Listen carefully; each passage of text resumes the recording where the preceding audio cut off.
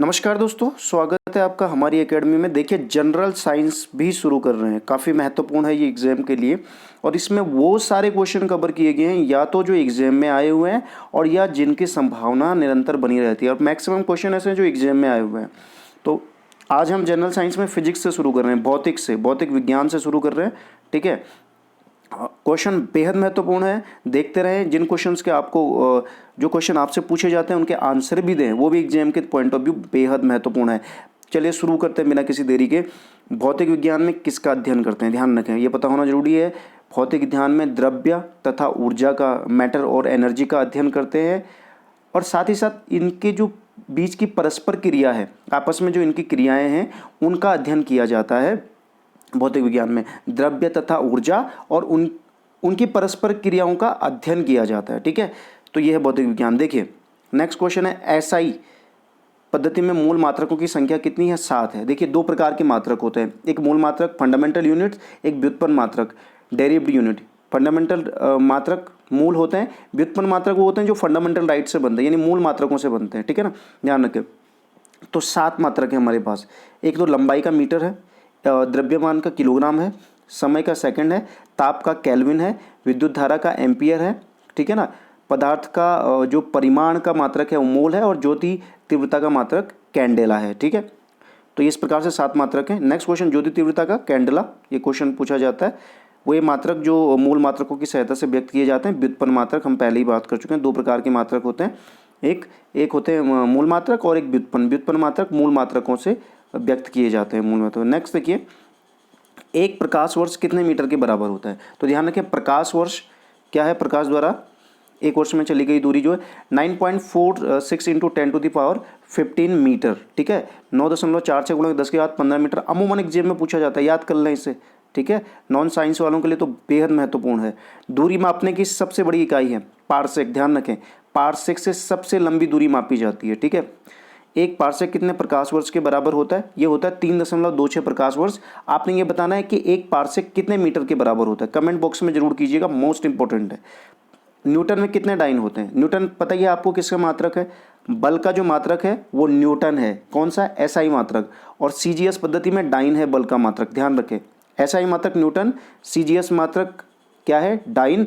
और एक न्यूटन में होते हैं 10⁵ डाइन। क्या होते हैं? 10⁵ डाइन होते हैं एक न्यूटन में। ठीक, जूल में कितने अर्घ होते हैं? एक जूल में अर्घ। तो ध्यान रखें, जूल है कार्य का एसआई मात्रक और अर्घ है कार्य का सीजीएस मात्रक। ठीक है, सीजीएस पद्धति में तो एक जूल बराबर होता है 10⁵7 अर्घ।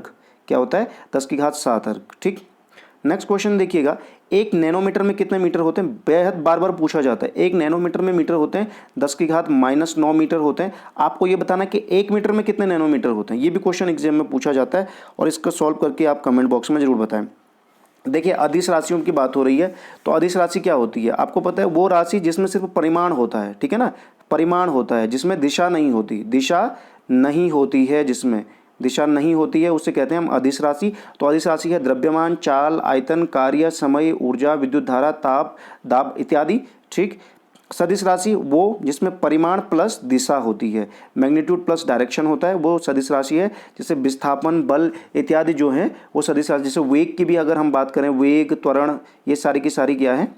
सदिश राशियाँ हैं। ठीक है, एग्जाम में पूछा जाता है। सदिश अदिश में अंतर समझ लीजिएगा। किसी प्रकार किसी वस्तु के वेग के परिवर्तन की दर को क्या कहते हैं? वेग परिवर्तन की दर को कहते हैं त्वरण, एक्सेलरेशन। क्या कहते हैं? त्वरण कहते हैं, त्वरण। ठीक, यदि समय के साथ वस्तु का वेग बढ़ता है, ध्यान रखें, तो त्वरण क्या होगा? त्वरण ऋणात्मक होगा। क्या होगा? त्वरण ऋणात्मक होगा, ध्यान रखें। और इसे हम क्या कहते हैं? अगर त्वरण ऋणात्मक होता है तो उसे हम मंदन कहते हैं। क्या कहते हैं? मंदन कहते हैं, ध्यान रखें। रिटार्डेशन कहते हैं, ध्यान रखें, काफी महत्वपूर्ण है एग्जाम के पॉइंट ऑफ व्यू है। वृत्ताकार मार्ग पर गतिशील कण को वृत्त के केंद्र से मिलाने वाली रेखा एक सेकंड में जितना कोण घूम सकती है, जितना कोण घूमेगी एक सेकंड में, उसे क्या कहेंगे? उसे कहेंगे कोणीय वेग। क्या कहेंगे? कोणीय वेग उसे हम कहेंगे, ध्यान रखें। महत्वपूर्ण एग्जाम में पूछा जाता है, और ये संबंध तो बार बार पूछा जाता है, रेखीय चाल और कोणीय चाल। रोकिए, रेखीय और कोणीय चाल में क्या जो रिलेशन है वो है, रेखीय चाल बराबर है कोणीय चाल गुणा गया त्रिज्या। ठीक है, भौतिकी का पिता किसे कहा जाता है? न्यूटन। ठीक है ना, न्यूटन को भौतिकी का पिता कहा जाता है, ध्यान रखें। तो ध्यान रखें, न्यूटन ने, आपने ये बताना है न्यूटन ने अपनी किस पुस्तक में सबसे पहले गति के नियम प्रतिपादित किए थे, आपने ये बताना है, कमेंट बॉक्स में करके बताएं इसका। देखिए न्यूटन का जो प्रथम नियम है, पता है ना, न्यूटन का प्रथम नियम को क्या कहते हैं अन्य नाम से, ये तो गैलीलियो का नियम कहते हैं या जड़त्व का नियम। देखिए पहला नियम क्या कहता है, यदि कोई वस्तु विराम में है तो वो विराम में ही रहेगी, और यदि वह एक समान चाल से सीधी रेखा में चल रही है तो वो चलती रहेगी जब तक उस पर कोई बाह्य बल लगता नहीं है और उसकी वर्तमान अवस्था में परिवर्तन नहीं किया जाता है। तो उसी, यही न्यूटन का प्रथम नियम है, इसे गैलीलियो का नियम भी कहते हैं, जड़त्व का नियम भी कहते हैं, ठीक है ना। तो ध्यान रखें, काफ़ी महत्वपूर्ण है ये एग्जाम के point of view. Next question देखिएगा, किसी वस्तु के द्रव्यमान तथा वेग के गुणनफल को उस वस्तु का क्या कहते हैं। देखिए समवेग, समवेग क्या होता है, द्रव्यमान गुणा गया वेग, ठीक है ना, द्रव्यमान गुणा गया वेग होता है समवेग। देखिए न्यूटन की गति का द्वितीय नियम क्या सूत्र उत्पादित करता है, ध्यान रखें, द्वितीय नियम कहता है कि बल बराबर द्रव्यमान गुणा गया त्वरण, क्या कहता है, द्रव्यमान गुणा गया त्वरण, F = ma। ध्यान रखें, बार बार पूछा जाता है, ये न्यूटन की गति के द्वितीय नियम से प्रतिपादित हुआ, ध्यान रखें।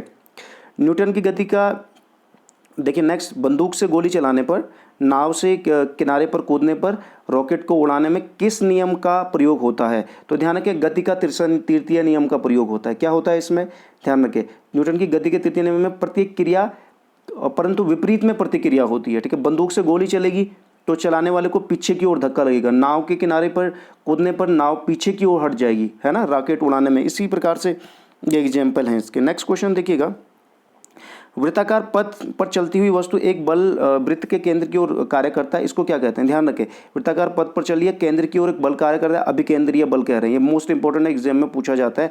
अब ध्यान रखें, इसके कुछ एग्जाम्पल भी देखेंगे। कपड़ा सुखाने की मशीन, दूध से मक्खन निकालने की मशीन आदि किस सिद्धांत पर कार्य करती हैं, ये करती हैं अपकेंद्रीय बल पे। ध्यान रखें, कपड़ा सुखाने की, दूध से मक्खन निकालने की, और ये अपकेंद्रीय बल है। अभिकेंद्रीय बल, ये जैसे अभिकेंद्रीय अंदर को लग रहा है तो अपकेंद्रीय कहाँ लगेगा, बाहर की तरफ को लगेगा, ठीक है। आपको बताना है कि जो वॉशिंग मशीन है वो किस बल पर कार्य, किस सिद्धांत पर कार्य करती है, अपकेंद्रीय के या अभिकेंद्रीय के।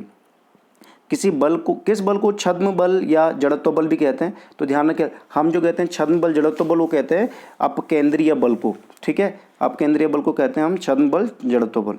नेक्स्ट क्वेश्चन देखिए, सरल मशीन किस सिद्धांत पर कार्य करती है, बल आघूर्ण पे, ठीक है ना, बल आघूर्ण पे कार्य करती है, ठीक है ना, ध्यान रखें। नेक्स्ट क्वेश्चन देखें कि उत्तोलक की बात हो रही है, कैंची, प्लास, साइकिल का ब्रेक, हैंडपंप आदि किस प्रकार के उत्तोलक है, प्रथम श्रेणी के उत्तोलक, ठीक है ना, प्रथम श्रेणी के उत्तोलक। ध्यान रखें, इसमें क्या होता है, इस प्रकार के जो उत्तोलक होते हैं उनमें आलंब, आयास तथा भार के बीच में होता है, आलंब बीच में होता है, ठीक है ना, ध्यान रखें। नेक्स्ट क्वेश्चन देखिएगा, सरौता, सरौता की बात हो रही है, सरौता की बात हो रही है, नींबू निचोड़ने की मशीन हो रही है, एक पहिए वाली कूड़ा ढोने की गाड़ी किस प्रकार के उत्तोलक के उदाहरण है, ये है द्वितीय श्रेणी के उत्तोलक।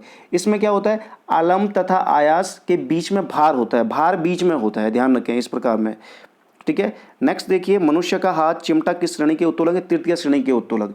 अब इसमें क्या होता है, आलंब भार के बीच में क्या होता है, आयास होता है, आलंब और आयास बीच में होता है इसमें, ध्यान रखें। नेक्स्ट, कार्य का एसआई मात्रक जूल है, क्या है, कार्य का एसआई मात्रक क्या होता है, जूल होता है। कार्य क्या होता है, बल गुणा गया विस्थापन, है ना, बल गुणा गया विस्थापन। ऊर्जा का मात्रक भी जूल होता है, एसआई मात्रक, ठीक है ना, ऊर्जा का भी जूल होता है, कार्य का भी जूल होता है, ठीक। देखिए ऊर्जा संरक्षण का नियम क्या है, ये नियम क्या कहता है, ऊर्जा न तो उत्पन्न की जा सकती है और न ही नष्ट की जा सकती, ऊर्जा केवल एक रूप से दूसरे रूप में परिवर्तित की जा सकती है, ये क्वेश्चन भी एग्जाम में आता है। ध्यान रखें, यांत्रिक ऊर्जा को विद्युत ऊर्जा में रूपांतरित करने वाला उपकरण कौन सा है, डायनेमो, बार बार पूछा जाता है, ठीक है ना, यांत्रिक ऊर्जा को विद्युत ऊर्जा में रूपांतरित करने वाला जो उपकरण है वो कौन है। नेक्स्ट क्वेश्चन देखिएगा, काफ़ी महत्वपूर्ण है कि यदि समवेग को दोगुना कर दिया, ये कंडीशन वाले क्वेश्चन भी आते हैं, समवेग को दोगुना कर देंगे तो गतिज ऊर्जा कितने गुनी होगी। तो ध्यान रखें, गतिज ऊर्जा कितनी होगी, 4 गुना होगी, ठीक है ना, 4 गुना होगी, क्योंकि जो फॉर्मूला होता है गतिज ऊर्जा बराबर होता है समवेग का वर्ग, है ना, बटे 2 गुणा गया द्रव्यमान, तो समवेग का वर्ग हो जाएगा, 4 गुना हो जाएगा। शक्ति का एसआई मात्रक क्या है, वाट, शक्ति का मात्रक क्या है, वाट, ध्यान रखें वाट। आपको बताना है कि एक अश्व शक्ति में कितने वाट होते हैं, ठीक है, और आपको ये भी बताना है कि 1 मेगावाट में कितने वाट होते हैं, ठीक है, ये भी बताना है एक अश्व शक्ति। देखिए नेक्स्ट, गुरुत्वीय त्वरण की बात हो रही है, इसका मान कितना हो रहा है, होता है 9.8 मीटर प्रति सेकंड स्क्वायर, ठीक है ना, ये भी एग्जाम में निरंतर पूछा जाता है। नेक्स्ट क्वेश्चन देखिएगा, गुरुत्वीय त्वरण किस पर निर्भर नहीं करता है, ध्यान रखें, वस्तु के रूप पर, आकार पर, द्रव्यमान आदि आदि पर निर्भर नहीं करता है ये, ठीक है ना। गुरुत्वीय त्वरण एग्जाम में पूछा जाता है। पृथ्वी की सतह से ऊपर या नीचे जाने पर जी का मान घटता है, ध्यान रखें, पृथ्वी की सतह से अगर हम ऊपर भी और नीचे भी गए तो जी का मान क्या होगा, घटेगा। जी का मान अधिकतम कहाँ पर होता है, ध्रुवों पर, ध्यान रखें, ध्रुवों पर जी का मान अधिकतम होता है, पोल्स पर, और जबकि इक्वेटर पर क्या होता है, न्यूनतम होता है, जो बीच में है भूमध्य रेखा हमारी विषुवत रेखा पर क्या होता है, न्यूनतम होता है, जी का मान न्यूनतम विषुवत रेखा पर। यदि नीचे उतरते समय लिफ्ट की डोरी टूट जाती है तो ऐसी स्थिति में लिफ्ट में पिंड का भार क्या होगा, ध्यान रखें, तो अगर लिफ्ट की डोरी टूट गई ना तो लिफ्ट में पिंड का भार जीरो हो जाएगा, क्या हो जाएगा, जीरो हो जाएगा, ठीक है, ध्यान रखें। नेक्स्ट क्वेश्चन देखें, ग्रहों की गति संबंधित नियम किसने दिए, केपलर ने दिए थे। ग्रहों की गति के 3 नियम केपलर ने दिए थे, ठीक है ना, काफ़ी महत्वपूर्ण है ये एग्जाम के पॉइंट ऑफ व्यू।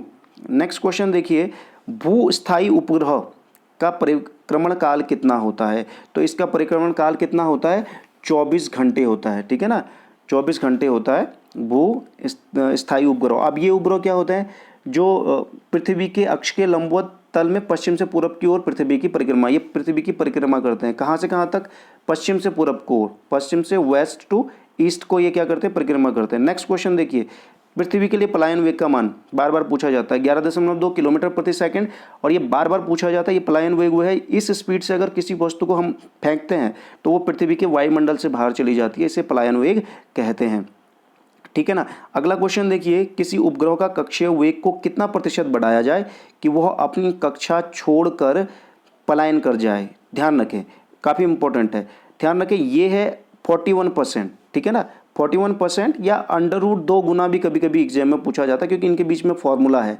ठीक है ना, फॉर्मूला इनके बीच में है, पलायन वेग का जो फॉर्मूला होता है उसके आधार पर ये है, ठीक। तो या तो √2 गुना हो जाएगा या 41%, जिस हिसाब से क्वेश्चन पूछा जाए उस हिसाब से आंसर, जैसा सवाल वैसा जवाब दिया जाए। देखिए, वायुमंडलीय दाब किस में मापा जाता है, बैरोमीटर में मापा जाता है। दाब का एसआई मात्रक क्या है, पास्कल है, क्या है, दाब का जो एसआई मात्रक है पास्कल है, ठीक है ना।